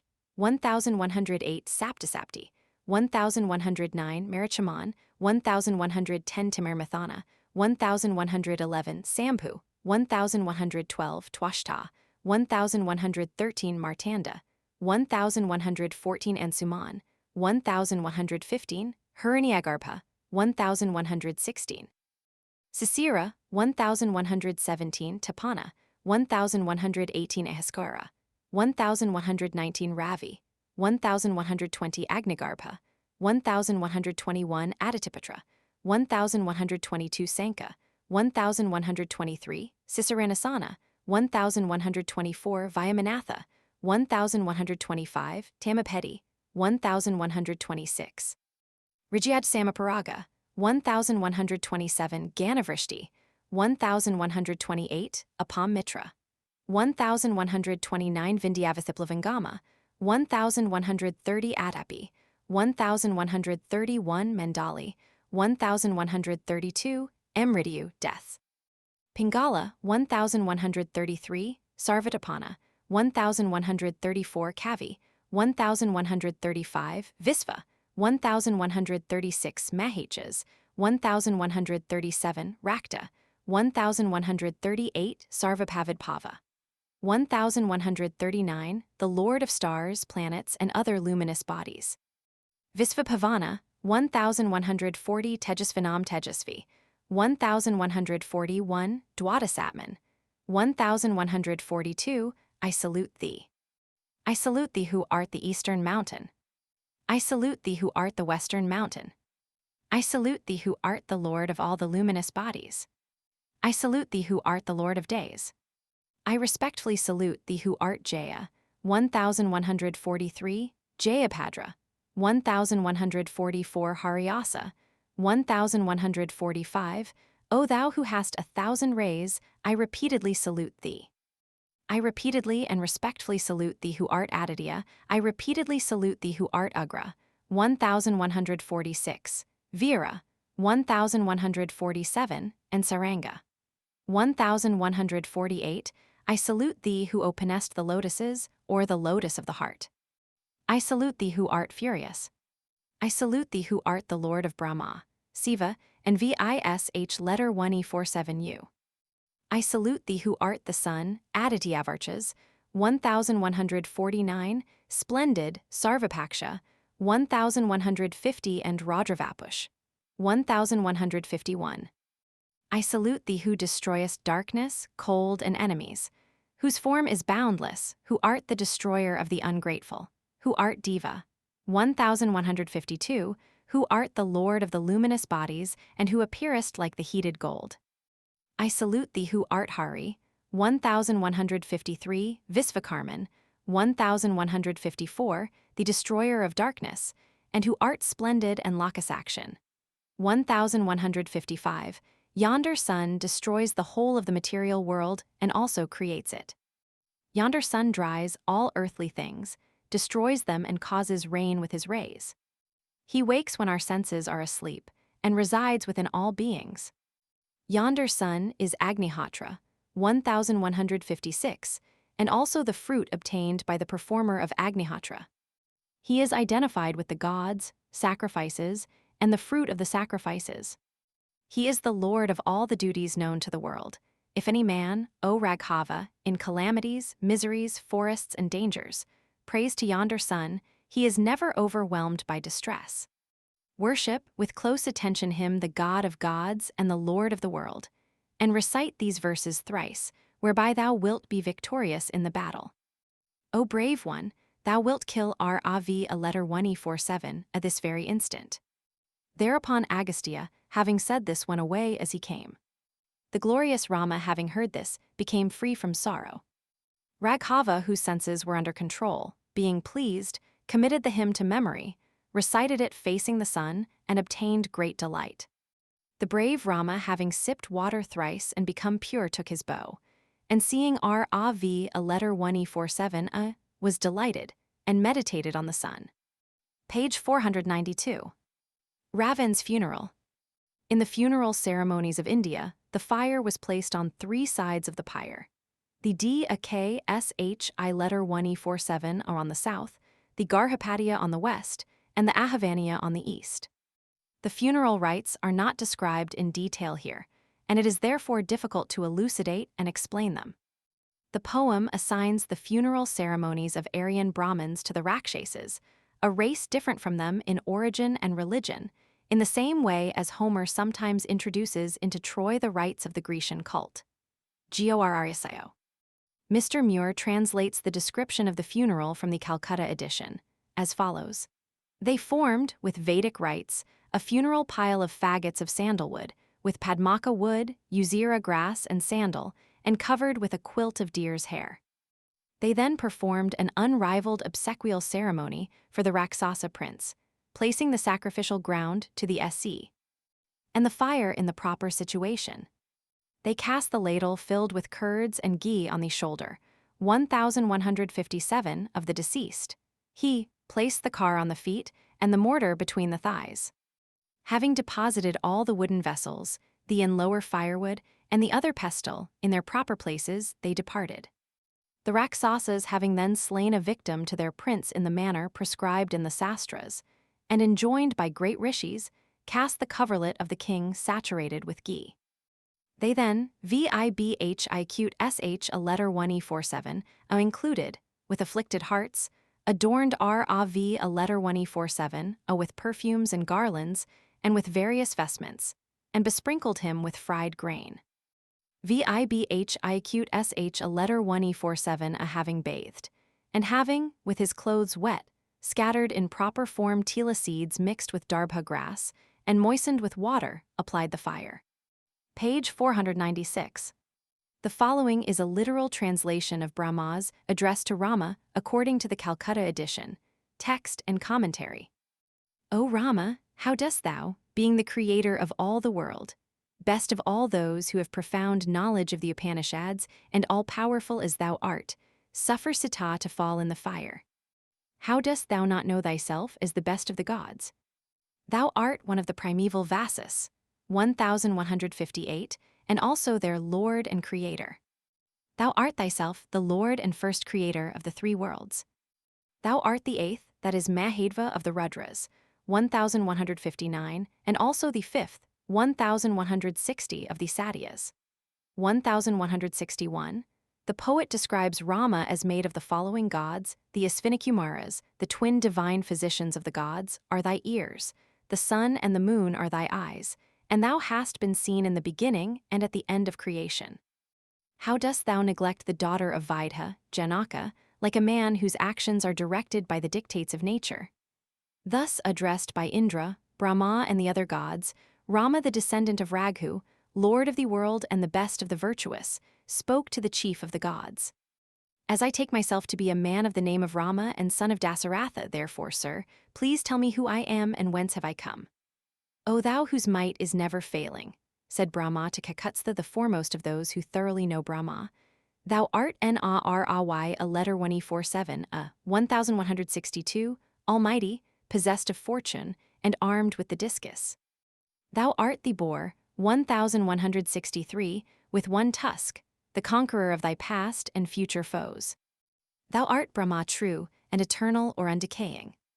Thou art Visvaksena, 1164, having 4 arms. Thou art Hrishiksa, 1165, whose bow is made of horn.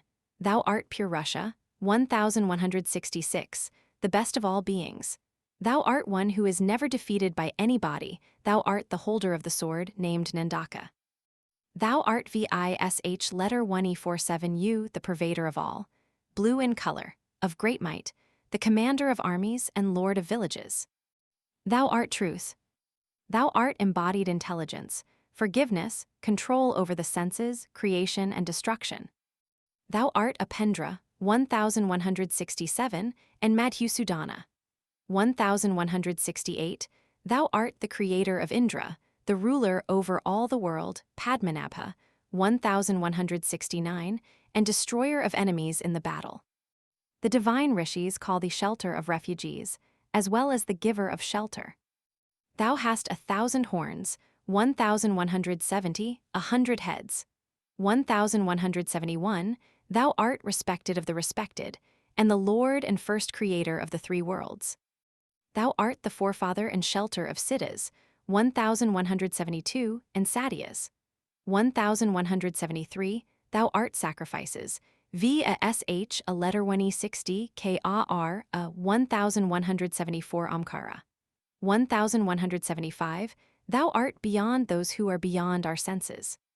There is none who knows who thou art, and who knows thy beginning and end. Thou art seen in all material objects, in Brahmins, in cows, and also in all the quarters, sky and streams. Thou hast 1,000 feet, 100 heads, and 1,000 eyes. Thou hast borne the material objects and the earth with the mountains, and at the bottom of the ocean thou art seen the great serpent. O Rama, thou hast borne the three worlds, gods, Gandharvas, 1176, and demons. I am, O Rama, thy heart, the goddess of learning is thy tongue, the gods are the hairs of thy body, the closing of thy eyelids is called the night, and their opening is called the day. The Vedas are thy sanskaras. 1177, nothing can exist without thee. The whole world is thy body, the surface of the earth is thy stability. O execute riqute via tsal a ksh, a letter 147, fire is thy anger, and the moon is thy favor. In the time of thy incarnation named Vamana, thou didst pervade the three worlds with thy 3 steps, and Mahendra was made the king of paradise by the having confined the fearful Bali. 1178, Sítá, thy wife, is Lakshmi, and thou art the god Vish letter 147U, 1179, Krish letter 147, 1180, and Prajapati. To kill Rav, a letter 147, thou hast assumed the form of a man. Therefore, O best of the virtuous, thou hast completed this task imposed by us, gods. O Rama, our Avi a letter 24/7 has been killed by thee. Now being joyful, I, having for some time reigned in the kingdom of Ayodhyá, go to paradise. O glorious Rama, thy power and thy valor are never failing. The visit to thee and the prayers made to thee are never fruitless. Thy devotees will never be unsuccessful. Thy devotees who obtain thee thy favor, who art first and best of mankind, shall obtain their desires in this world as well as in the next. They who recite this prayer, founded on the Vedas or first uttered by the sages, and the old and divine account of Rama, shall never suffer defeat. Page 503. The meeting. The Bharat Malap, or meeting with Bharat, is the closing scene of the dramatic representation of Rama's great victory and triumphant return, which takes place annually in October in many of the cities of northern India. The Ram Lala, or play of Rama, as the great drama is called, is performed in the open air and lasts with 1 day's break through 15 successive days. At Benares there are 3 nearly simultaneous performances, one provided by H.A. the Maharaja of Benares near his palace at Ramnagar, one by H.A. the Maharaja of Vizianagram near the missionary settlement at Sigra and at other places in the city, and one by the leading gentry of the city at Chowka, got near the college. The scene, especially on the great day when the brothers meet, is most interesting. The procession of elephants with their gorgeous howdahs of silver and gold, and their magnificently dressed riders with priceless jewels sparkling in their turbans, the enthusiasm of the thousands of spectators who fill the streets and squares, the balconies and the housetops, the flowers that are rained down upon the advancing car, the wild music, the shouting and the joy, make an impression that is not easily forgotten. Still on his head, well trained in lore of duty, Rama's shoes he bore. Rama's shoes are here regarded as the emblems of royalty or possession. We may compare the Hebrew, "Over Edom will I cast forth my shoe." A curiously similar passage occurs in Lyschandrs Chroniken Greenlandii Rhythmiken. Han sent till Erland sin skiden sko, og bird den konge. Som der monbo, han skulde dem heterlig bear panjulidag, I sin konjelig prakt. Og kjend han havd sit rige og magt af Norges og querns hair. He sent to Ireland his dirty shoes, and commanded the king who lived there to wear them with honor on Christmas Day in his royal state, and to own that he had his kingdom and power from the Lord of Norway and the Isles. Notes and Queries, March 30, 1872. Final notes. I end these notes with an extract which I translate from Signor Gorizio's preface to the 10th volume of his Rámáyan, and I take this opportunity of again thankfully acknowledging my great obligations to this eminent Sanskritist from whom I have so frequently borrowed. As Mr. Muir has observed, the Bengal recension which Signor Gorizio has most ably edited is throughout an admirable commentary on the genuine Rámáyan of northern India, and I have made constant reference to the faithful and elegant translation which accompanies the text for assistance and confirmation in difficulties. Towards the southern extremity and in the island of Lanka, Ceylon, there existed undoubtedly a black and ferocious race, averse to the Aryans and hostile to their mode of worship. Their ramifications extended through the islands of the archipelago, and some traces of them remain in Java to this day. The Sanskrit Indians, applying to this race a name expressive of hatred which occurs in the Vedas as the name of hostile, savage, and detested beings, called it the Rakshas race. It is against these Rakshases that the expedition of Rama which the Rámáyan celebrates is directed. The Sanskrit Indians certainly altered in their traditions the real character of this race. They attributed to it physical and moral qualities not found in human nature. They transformed it into a race of giants. They represented it as monstrous, hideous, truculent, changing forms at will, bloodthirsty, and ravenous, just as the Semites represented the races that opposed them as impious, horrible, and of monstrous size. But notwithstanding these mythical exaggerations, which are partly due to the genius of the Aryans so prone to magnify everything without measure, the Rámáyan in the course of its epic narration has still preserved and noted here, and there are some traits and peculiarities of the race which reveal its true character. It represents the Rakshases as black of hue, and compares them with black clouds and masses of black collyrium. It attributes to them curly, woolly hair and thick lips.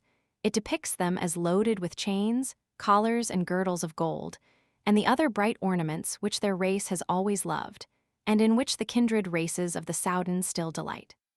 It describes them as worshippers of matter and force. They are hostile to the religion of the Aryans, whose rites and sacrifices they disturb and ruin. Such is the Rakshas race as represented in the Rámáyan, and the war of the Aryan Rama forms the subject of the epic, a subject certainly real and historical as far as regards its substance, but greatly exaggerated by the ancient myth.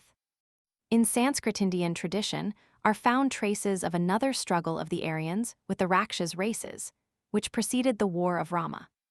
According to some Puranic legends, Kartavirya, a descendant of the royal tribe of the Yadavas, contemporary with Parasurama and a little anterior to Rama, attacked Lanka and took Rav, a letter 1E47 prisoner. This well shows how ancient and how deeply rooted in the Aryan race is the thought of this war which the Rámáyan celebrates.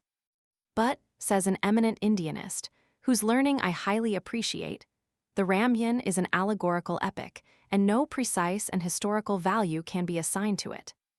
Sítá signifies the furrow made by the plow, and under this symbolical aspect has already appeared honored with worship in the hymns of the Rig Veda. Rama is the bearer of the plow. This assertion is entirely gratuitous.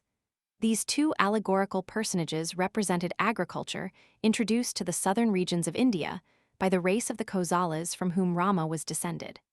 The Rakshasas on whom he makes war are races of demons and giants who have little or nothing human about them.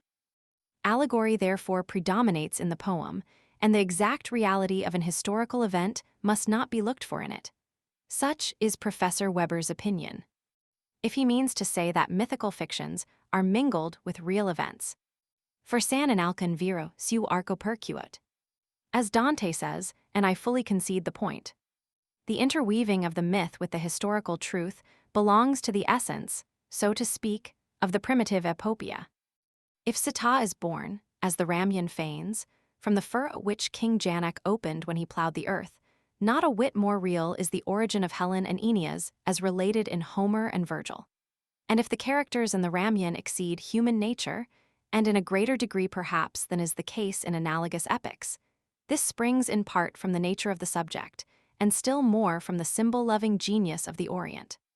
Still the characters of the Rámáyan, although they exceed more or less the limits of human nature, act notwithstanding in the course of the poem, speak, feel, rejoice, and grieve according to the natural impulse of human passions. But if by saying that the Rámáyan is an allegorical epic, it is meant that its fundamental subject is nothing but allegory, that the war of the Aryan Rama against the Rakshas race is an allegory, that the conquest of the southern region and of the island of Lanka is an allegory, I do not hesitate to answer that such a presumption cannot be admitted, and that the thing is, in my opinion, impossible. Father Paulino de S. Bartolomeo, 1182, had already, together with other strange opinions of his own on Indian matters, brought forward a similar idea.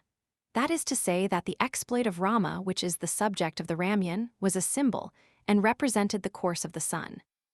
Thus he imagined that Brahma was the earth, Vish letter 1E47U the water, and that his avatars were the blessings brought by the fertilizing waters, etc., but such ideas, born at a time when Indo-Sanskrit antiquities were enveloped in darkness, have been dissipated by the light of new studies. How could an epic so dear in India to the memory of the people, so deeply rooted for many centuries in the minds of all, so propagated and diffused through all the dialects and languages of those regions, which had become the source of many dramas which are still represented in India, which is itself represented every year with such magnificence, and to such crowds of people in the neighborhood of Ayodhyá, a poem welcomed at its very birth with such favor, as the legend relates, that the recitation of it by the first wandering rhapsodists has consecrated and made famous all the places celebrated by them, and where Rama made a shorter or longer stay, how, I ask, could such an epic have been purely allegorical? How, upon a pure invention, upon a simple allegory, could a poem have been composed of about 50,000 verses, relating with such force and power the events, and giving details with such exactness. On a theme purely allegorical, there may easily be composed a short mythical poem, as for example a poem on Proserpine or Psyche, but never an epic so full of traditions and historical memories, so intimately connected with the life of the people, as the Rámáyan. 1183.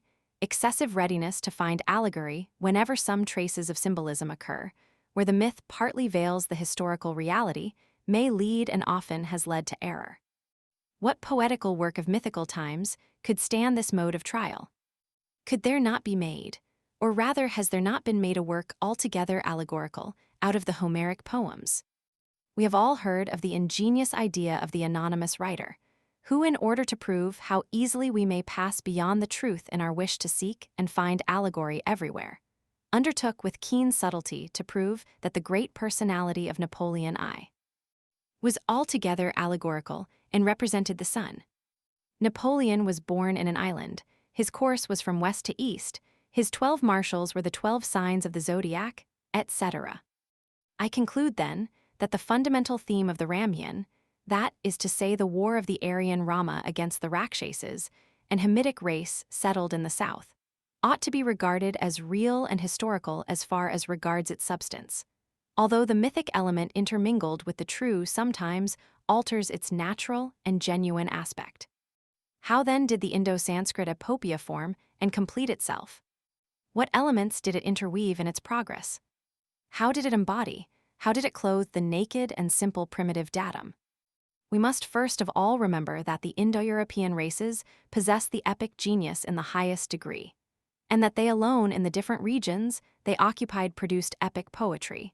But other causes and particular influences combine to nourish and develop the epic germ of the Sanskrit Indians.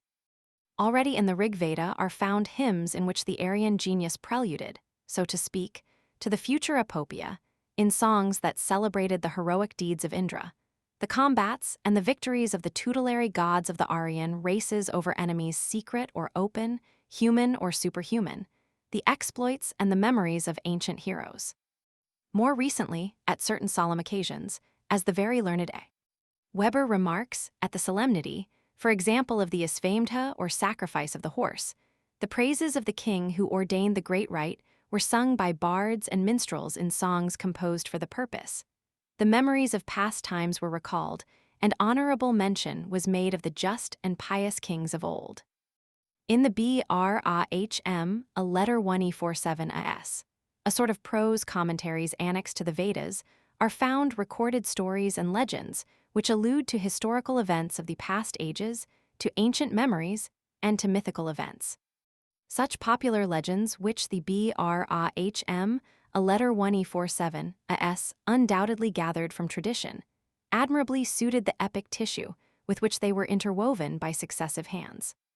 Many and various mythico-historical traditions, suitable for epic development, were diffused among the Aryan races, those, for example, which are related in the 4 chapters containing the description of the earth, the descent of the Ganges, etc. The epic genius, however, sometimes created beings of its own and gave body and life to ideal conceptions. Some of the persons in the Rámáyan must be, in my opinion, either personifications of the forces of nature like those which are described with such vigor in the Shahnameh, or if not exactly created, exaggerated beyond human proportions. Others, Vedic personages much more ancient than Rama, were introduced into the epic and woven into its narrations, to bring together men who lived in different and distant ages, as has been the case in times nearer to our own, in the epics, of the Middle Ages. In the introduction, I have discussed the antiquity of the Rámáyan, and by means of those critical and inductive proofs, which are all that in antiquity without precise historical dates can furnish, I have endeavored to establish with all the certainty that the subject admitted, that the original composition of the Rámáyan is to be assigned to about the 12th century before the Christian era. Not that I believe that the epic then sprang to life in the form in which we now possess it.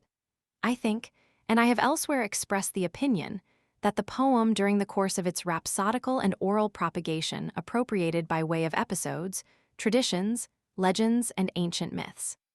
But as far as regards the epic poem properly so called which celebrates the expedition of Rama against the Rakshases, I think that I have sufficiently shown that its origin and first appearance should be placed about the 12th century B100.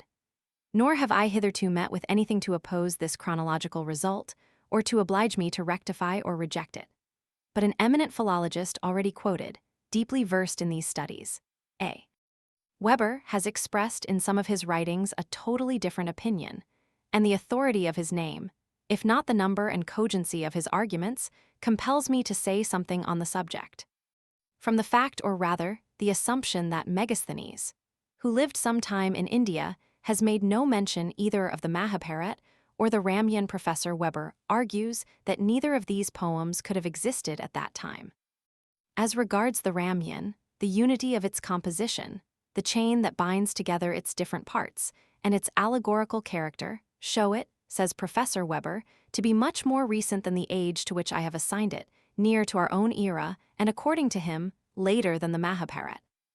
As for Megasthenes, it should be observed that he did not write a history of India, much less a literary history or anything at all resembling one, but a simple description, in great part physical, of India. Whence, from his silence on literary matters, to draw inferences regarding the history of Sanskrit literature would be the same thing as from the silence of a geologist with respect to the literature of a country whose valleys, mountains, and internal structure he is exploring. To conjecture that such and such a poem or history not mentioned by him did not exist at his time.